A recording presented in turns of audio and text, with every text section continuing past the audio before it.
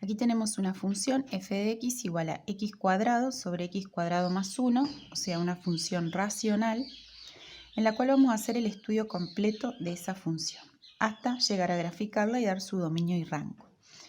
En primer lugar, lo que tenemos que hacer es calcular la intersección con los ejes. Entonces, tenemos la intersección con el eje X y la intersección con el eje Y. En la intersección con el eje X, recuerden que cualquier punto que está sobre el eje X tiene coordenada Y0. Entonces vamos a hacer en la función darle valor 0 a la Y, o sea, a este miembro. 0 es igual a x cuadrado sobre x cuadrado más 1 y resolvemos esta ecuación despejando la x. Nos queda 0 por x cuadrado más 1 igual a x cuadrado. Esto da 0, esto da x cuadrado. Acá me da 0 igual a x. O sea que la intersección con el eje X es el 0. El punto 0, 0. O sea, la intersección de los ejes. Obviamente que la intersección con el eje Y también nos va a dar el mismo punto. Igualmente vamos a proceder a hacer el cálculo. Sabemos que todo punto que corta al eje Y tiene coordenada x0. Entonces, x le vamos a dar el valor 0. En la función vamos a reemplazar a la x por 0. Y igual a 0 al cuadrado sobre 0 al cuadrado más 1. Y es igual a 0 sobre 1. Y es igual a 0. ¿Sí? Fíjense que nos dio nuevamente, obviamente, el mismo punto. ¿Sí? Bien, o sea que ya sabemos de esta función que pasa por el 0, 0. El segundo paso para hacer el estudio de la función sería analizar la continuidad de la misma, o sea, si es continua en todo su dominio o no. Bien, para ello lo que vamos a hacer es encontrar los puntos críticos, que son aquellos puntos en donde puede llegar a haber una discontinuidad. ¿Cuáles son esos puntos críticos? En donde la función no exista, aquellos valores de x que no tienen imagen. Entonces, pensemos en la función, en las operaciones que aparecen en esta función. Aparece una potencia, un cociente, otra potencia y una suma. Sabemos que en la potencia no tenemos ninguna restricción, o sea, cualquier número que lo elevemos al cuadrado, en este caso, siempre nos va a devolver un valor. Acá tenemos otra potencia, no hay ningún problema, y la suma también no presenta ninguna problemática. Siempre vamos a poder sumar dos números reales y nos va a dar por resultado otro número real. Entonces, en cuanto a esas operaciones, potencia y suma, no tenemos problema. Ahora aparece un cociente, una división. Sabemos que las divisiones no pueden realizarse para todos los números. Cuando el divisor nos da una expresión que da igual a 0, sabemos que esa división no tiene solución. O sea que si hay algún valor de x que haga 0 el denominador, no vamos a poder encontrar una imagen, ¿sí? Entonces ese valor sería un punto crítico en donde deberíamos estudiar con detenimiento la continuidad. Veamos entonces, el denominador acá es x al cuadrado más 1. ¿Para qué valor de x? Esta expresión da 0. Esa sería la pregunta. Entonces pensemos. Tenemos una suma. ¿Cuándo una suma da 0? Cuando lo que estamos sumando son valores opuestos. Acá tenemos más 1. O sea que para que todo esto se anule, esto debería valer menos 1. Ahora, ¿qué número elevado al cuadrado me da menos 1? En realidad no hay ningún valor que yo elevado al cuadrado me dé por resultado menos 1. O sea, en realidad no hay ningún valor elevado al cuadrado que dé un resultado negativo. Entonces, ¿qué podemos decir? Que no hay ningún valor que haga que esta expresión sea 0. Por lo tanto, no hay ninguna restricción. O sea, para cualquier número real, yo haciendo estos cálculos voy a obtener su imagen, un valor de y. Por lo tanto, puedo decir que esta función, su dominio, son todos los reales, ¿sí? No hay ningún punto crítico. Por lo tanto, puedo concluir que al no tener puntos críticos, es continua en todo su dominio.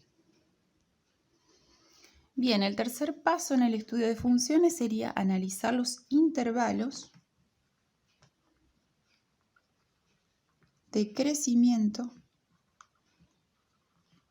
y decrecimiento. Para ello, ¿qué debemos hacer? Debemos encontrar la función derivada. Entonces vamos a derivar esta función. Vemos que la operación principal en esta expresión es la división. Por lo tanto, en la tabla de derivación vamos a entrar por la regla de la división. Que recuerden que el resultado nos da otra división. El numerador era la derivada del numerador, o sea 2x, por el denominador sin derivar, menos el numerador sin derivar por la derivada del denominador sobre el denominador al cuadrado. Bien, ahora lo que podemos hacer es resolver un poquito acá algebraicamente, así lo llevamos a la mínima expresión. Nos quedaría, acá podemos aplicar distributiva y nos queda 2x al cubo más 2x menos 2x al cubo sobre x al cuadrado más 1 al cuadrado. Fíjense que acá tengo 2x al cubo y 2x al cubo con signos opuestos, los podemos cancelar. O sea que en definitiva me da la primera derivada 2x sobre x cuadrado más 1 al cuadrado. Una vez que tenemos la función derivada, lo que deberíamos encontrar son los puntos críticos de la primera derivada. ¿Cuáles son esos puntos críticos? Son los valores de x donde la función primer derivada no exista. Y también son puntos críticos valores de x donde la primera derivada valga 0. Entonces, tenemos que ver, ¿hay algún valor de x que haga que esta función acá no exista? Fíjense que estamos en el mismo caso que hoy analizábamos para ver los puntos críticos para analizar la continuidad de la función. Acá el único problema que tenemos es la división. Entonces, si encontramos algún valor de x que haga que este denominador sea 0, ahí vamos a tener un punto crítico de este tipo. Pero tenemos una expresión muy similar a la anterior, solo que ahora está elevada al cuadrado. ¿Hay algún valor de x que al cuadrado y sumado 1 me dé 0? No. Por lo tanto, esto nunca va a ser 0 y el único valor elevado al cuadrado que da 0 es 0. O sea que no hay este tipo de puntos críticos. Vamos al otro tipo de puntos críticos, que son los valores de x donde la función derivada es igual a 0. ¿Cuándo un cociente me da por resultado 0? Cuando el numerador es 0. Entonces, ¿hay algún valor que haga que el numerador sea 0? O sea, plantearíamos esta ecuación, 2x puede ser igual a 0. Despejamos y nos queda 0 sobre 2, x igual a 0. O sea que para el valor de x igual a 0, la función primer derivada me da 0. O sea, este es un punto crítico. Este punto nos va a servir para separar los valores de x en dos intervalos en este caso. Va a dividir a los valores que están por la izquierda de 0 y los valores que están por la derecha de 0. Bien, entonces ese punto crítico que encontramos era x igual a 0. Vamos a hacer una tablita en donde vamos a separar a los valores. El 0 estaría acá, ¿no? Entonces, el 0 me divide a la recta real o a los valores reales de x en dos intervalos. Uno que va de menos infinito a 0 y otro que va de 0 a más infinito. Entonces vamos a analizar qué pasa en esos dos intervalos. Vamos a tomar un valor de prueba que sea un valor que esté dentro de cada uno de estos intervalos. Y siempre tratamos de buscar el valor más cómodo posible para realizar cálculos. Entonces, por ejemplo, acá podríamos pensar en el menos 1. ¿Sí? ¿El menos 1 pertenece a este intervalo? Sí. O sea que puede ser un valor de prueba. Y acá podemos tomar el 1. Podemos tomar el valor que querramos siempre y cuando esté dentro de estos intervalos. Lo que hacemos siempre es estratégicamente buscar un valor que sea fácil para luego hacer los siguientes cálculos. Bien, luego lo que hacemos es analizar la primer derivada en ese valor de prueba. ¿Sí? Debemos calcular. En realidad lo que nos interesa saber más que el resultado completo es el signo de ese resultado. O sea, si evalúo este valor de prueba en la primera derivada, ¿sí? Vamos a recordarla acá que era 2x sobre x cuadrado más 1 al cuadrado, ¿sí? Esa es la función derivada. Si yo evalúo el valor de prueba en esta función derivada, quiero saber el signo de ese resultado. Recuerden que la derivada nos da, evaluada en un punto, nos da la pendiente de la recta tangente a la función en ese punto. Entonces, si esa pendiente me da un valor negativo, quiere decir que la función original venía decreciendo. Y si evaluamos el punto ese de prueba en la función derivada y nos da positivo, significa que las pendientes de las rectas tangentes en ese tramo son positivas, o sea que la función es una función creciente en ese intervalo. Si realizamos el cálculo, entonces nos queda 2 por menos 1 sobre menos 1 al cuadrado más 1 todo al cuadrado. Y esto nos da menos 2 sobre 1 más 1 es 2. 2 al cuadrado es 4, o sea, nos da menos 2 sobre 4, o sea, menos 1/2. Y en este caso nos da 2 por 1 sobre 1 al cuadrado más 1, todo elevado al cuadrado, y nos da 2 sobre 4, o sea, 1/2 positivo. Bien, pero lo que nos interesa más que nada es el signo. Entonces acá nos dio negativo, aquí nos dio negativo y aquí nos dio positivo. El signo de la primera derivada nos da esto y eso nos da idea del comportamiento de la función, o sea, de esta, de f de x. Quiere decir que si es negativa la primera derivada, la función en este intervalo de menos infinito a 0 es decreciente. Y en este otro intervalo es creciente. ¿Sí? ¿Por qué decimos que en todo este intervalo la función es decreciente si en realidad solamente evaluamos en un solo punto de prueba? Porque en realidad acá en todo este intervalo no encontramos otro punto crítico, que es donde puede haber un cambio de crecimiento. O sea, un punto o donde no exista la función, por ejemplo, viene una rama, hay una asíntota y después aparece otra rama que puede tener un crecimiento totalmente distinto. No encontramos ese tipo de punto crítico y tampoco encontramos ningún punto crítico que sea que haya un cambio de crecimiento sin ser discontinua la función, porque no encontramos en ese caso, debería haber un pico en la función o un bajo, en donde en algún momento, si pasa de crecer a decrecer o al revés, en algún momento en ese punto mínimo o en ese punto máximo, la derivada debería ser 0. Por lo tanto, concluimos que dentro de todo este intervalo, el comportamiento es el mismo que el del valor de prueba. Lo mismo para este intervalo, o sea, acá decrece y acá crece. El próximo paso en el estudio de la función sería encontrar los extremos relativos.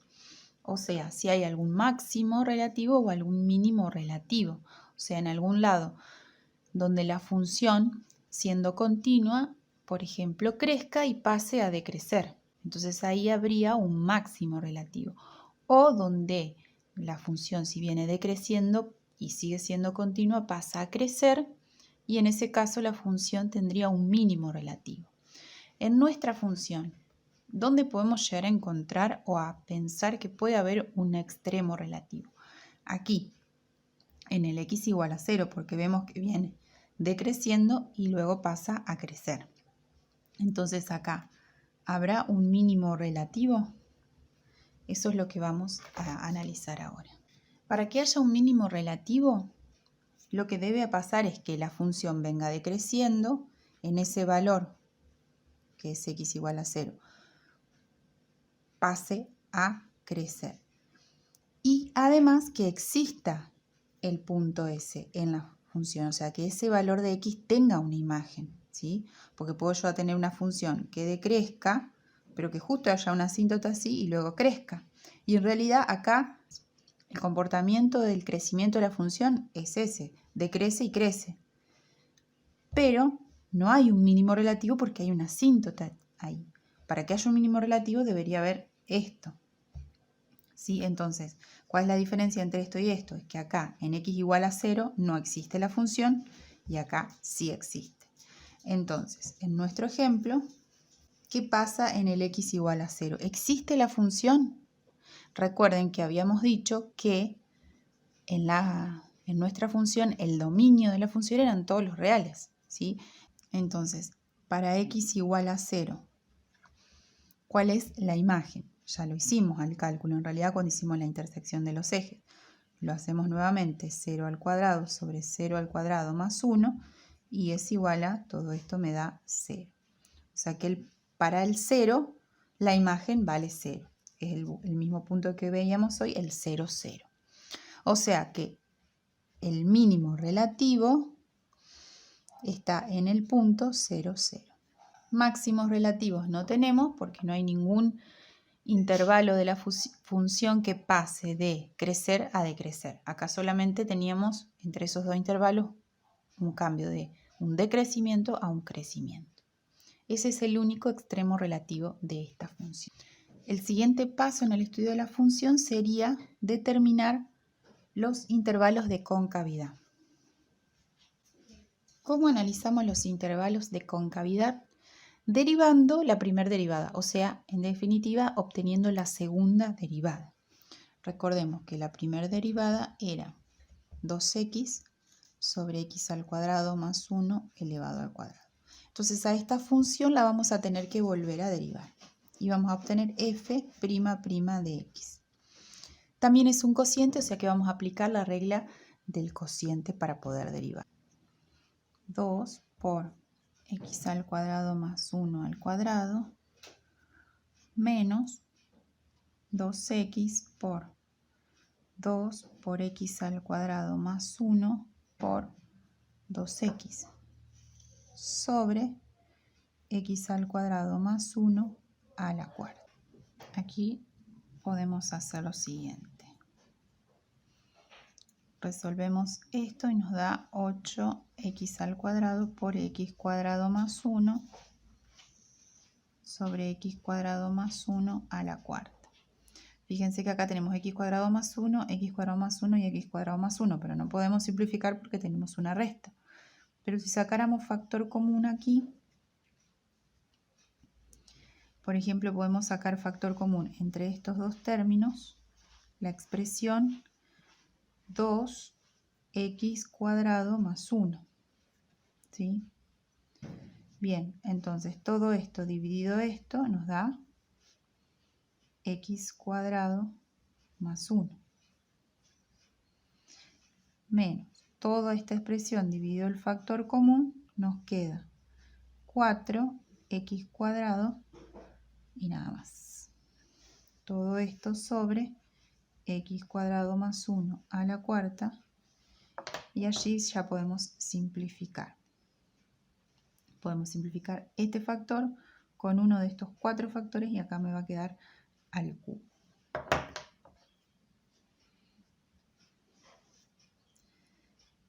sacando en limpio nos queda 2 por x cuadrado más 1 menos 4x al cuadrado sobre x al cuadrado más 1 al cubo.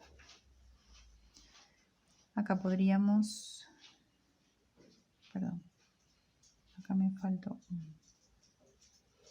así sería. Nos quedaría de esta manera. Podemos aquí suprimir paréntesis y nos queda 2 por x cuadrado más 1 menos 4x cuadrado sobre x cuadrado más 1 al cubo. Y aquí nos queda 2 por x cuadrado menos 4x cuadrado me da menos 3x al cuadrado más 1 todo sobre x cuadrado más 1 al cubo. Y esa sería, si queremos la podemos dejar así, la segunda derivada. Vamos a dejar acá f'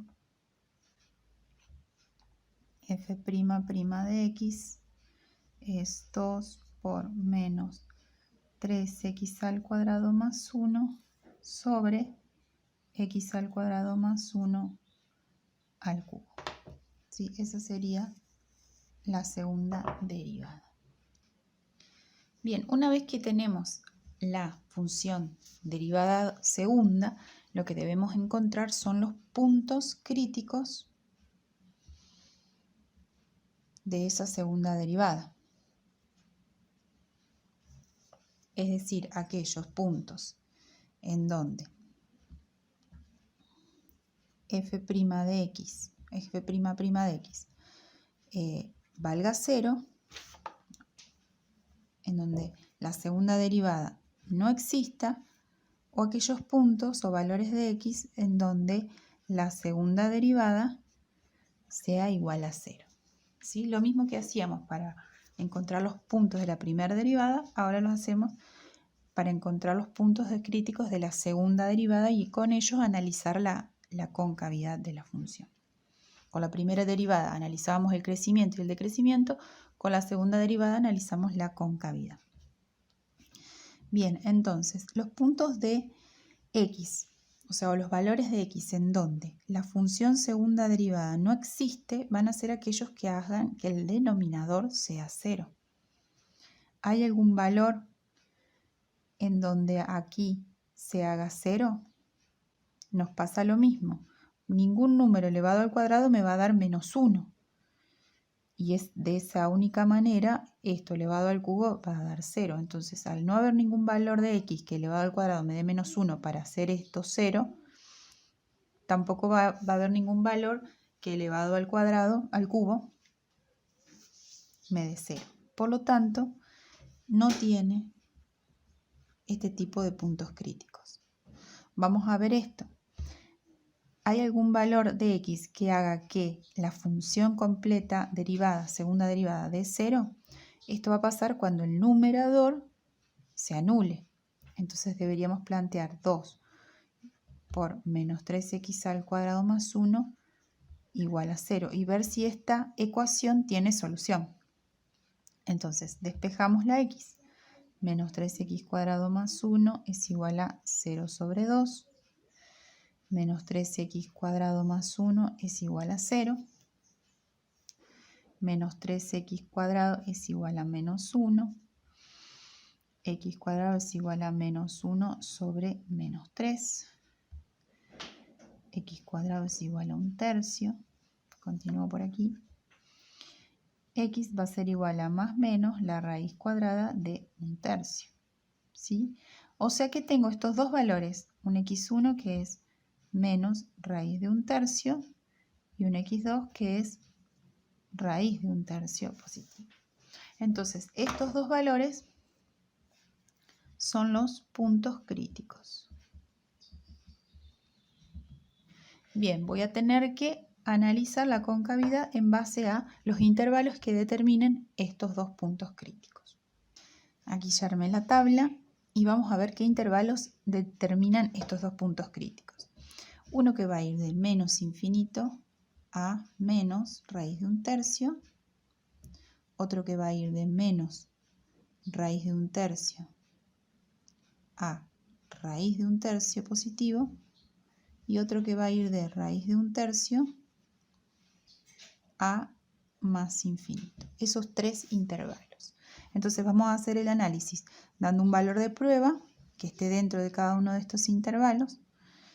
Vamos a evaluar ese valor de prueba en la segunda derivada para determinar específicamente el signo y con el signo vamos a ver el comportamiento de la función original.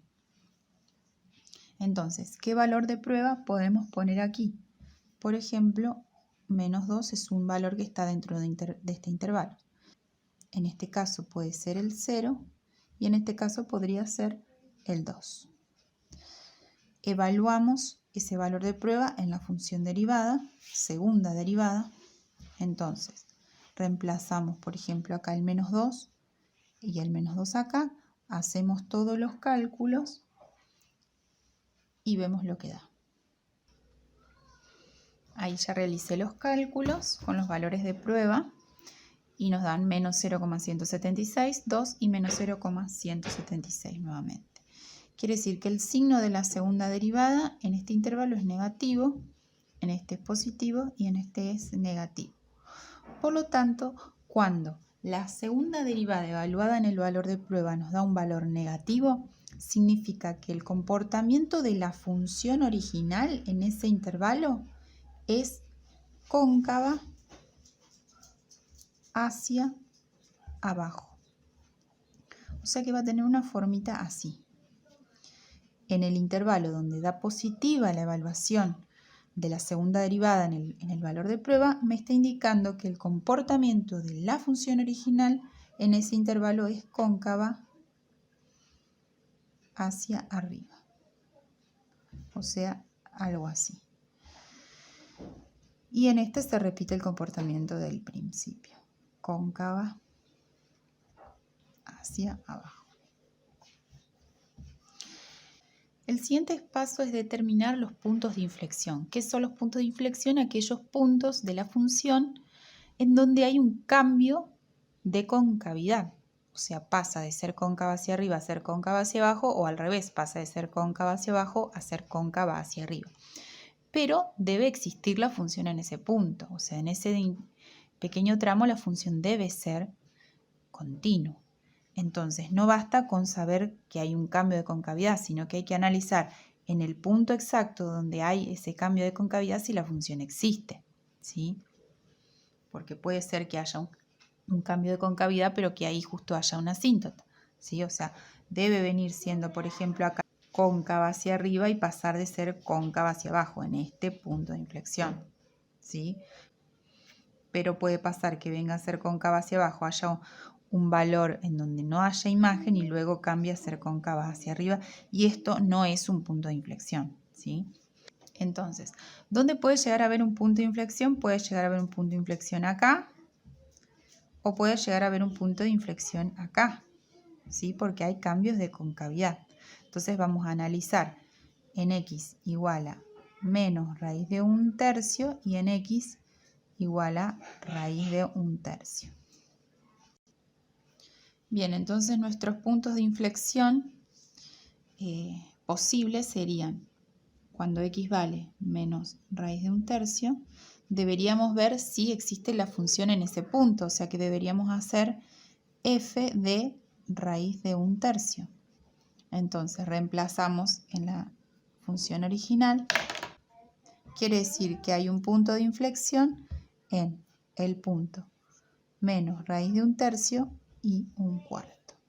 Ese es nuestro primer punto de inflexión. Vamos a ver si para x igual a raíz de un tercio positivo también hay un punto de inflexión. Hacemos lo mismo, evaluamos la función ahora en raíz de un tercio. Eso nos da un cuarto también. Quiere decir que nuestro otro punto de inflexión está en raíz de un tercio,